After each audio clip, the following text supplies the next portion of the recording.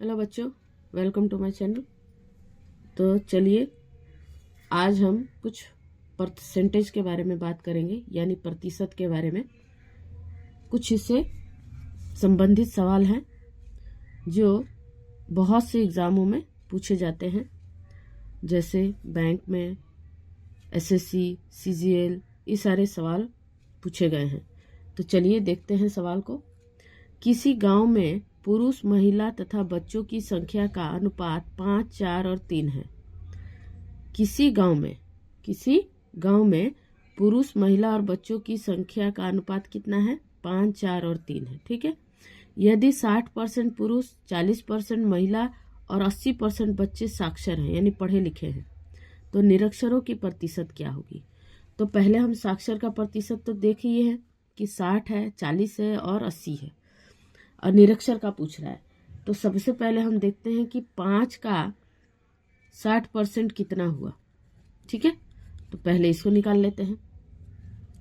तो काट देंगे, तो 5 दूनी 10, 2 3, यानी 3 जो है 60% में 5वां हिस्सा 3 हुआ। ठीक है, उसी तरह से हम दूसरा निकाल लेते हैं। कितना है? 4 का 40%, 4 का 40%, तो 40% निकालेंगे तो कितना होगा? 2 दूनी का 4, 2 5 10, यानी 4 दूनी 8/5 हो गया। तीसरा क्या होगा? तीसरा है 3 गुना 80/100। ठीक है, तो 4 5, 12/5, यानी ये भाग जो है वो साक्षर है। अब इनको पहले हम जोड़ते हैं, देखते हैं कुल साक्षरता कितनी है। यानी हमारे पास कुल साक्षरता कितनी थी? 4 और 3, 5 4 3, यानी कि 12। ठीक है, तो इसका सबसे पहले हिस्सा निकालते हैं। तो ये 8/5 प्लस 12/5। ठीक है, तो इसका लघुत्तम लेंगे तो कितना आ जाएगा? 5।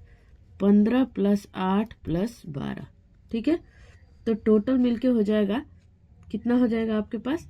15 8 20, 15 5 20, 20 और 3 23, 23 24 25, 25 और 10 35, 35/5, यानी कटेगा तो कितना आ जाएगा? 7। यानी कि कुल इतने थे जिसमें से 7 साक्षर हैं। तो निरक्षर की संख्या कितनी हुई भाई? 12 - 7, कितने बचे? 5। तो 5 कुल में से कितना परसेंट होगा निरक्षरता? तो परसेंटेज निकाल दीजिए। 2 के पहाड़ से काटिए, 2 छक 12, 2 50, 2 से काटिए 3, 2 से काटिए 25, 25 पंचे 125/3, यही परसेंट हो गया निरक्षरता की। यानी निरक्षरों की संख्या कितनी है आपके पास? 125/3। या इसको अगर आप पूर्णांक में लिखना चाहते हैं तो पूर्णांक कितना हो जाएगा आपका?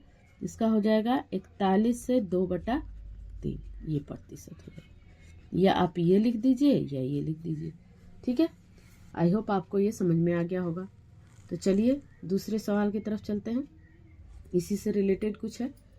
किसी संख्या के 65 में से, तो माना कि वह संख्या क्या है? माना कि वह संख्या क्या है? माना कि वह संख्या x है। वह संख्या क्या है? x है।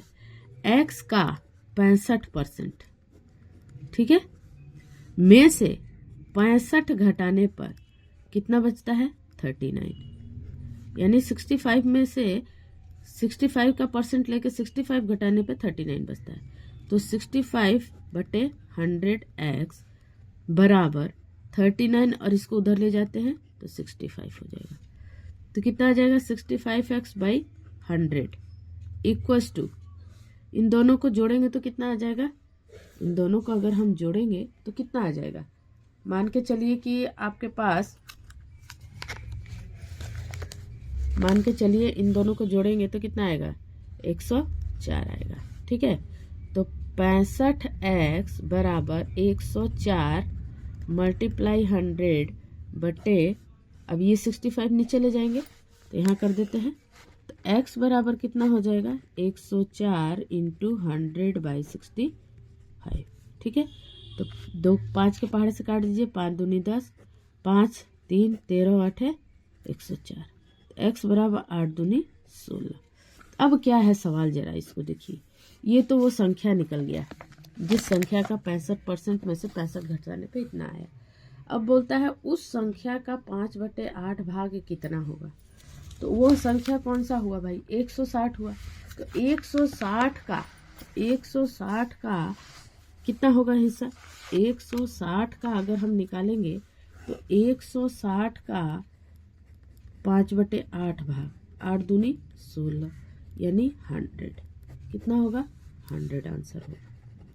ठीक है, तो आई होप आपको ये अच्छी तरह से सवाल समझ में आ गया होगा। थोड़ा सा दिक्कत है कैमरा वगैरह का, फिर भी हम कोशिश करते हैं कि आपको कुछ सवाल बता दें। Thank you.